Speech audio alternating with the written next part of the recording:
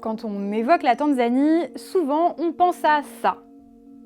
Mais on parle rarement de son régime autoritaire. 97,66%. C'est le score de Samia Suluhu Hassan à l'élection présidentielle tanzanienne. Sans surprise, elle est donc réélue présidente de ce pays de 68 millions d'habitants.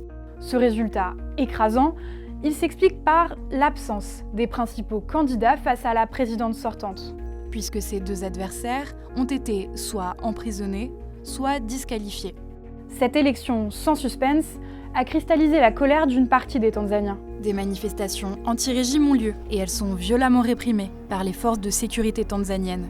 L'opposition estime qu'au moins 800 personnes ont été tuées. Et puis, Internet a été coupé dans tout le pays pendant près d'une semaine, ce qui ralentit les communications sur ces exactions. L'opposition soupçonne aussi le régime de fraude électorale et de mensonges sur le taux de participation à l'élection. En fait, ces violences électorales, c'est la dernière étape d'un durcissement du régime tanzanien. Samia Suluhu Hassan est arrivée au pouvoir en 2021, après la mort du président autoritaire John Magufuli. Au début, sa politique se démarque de son prédécesseur.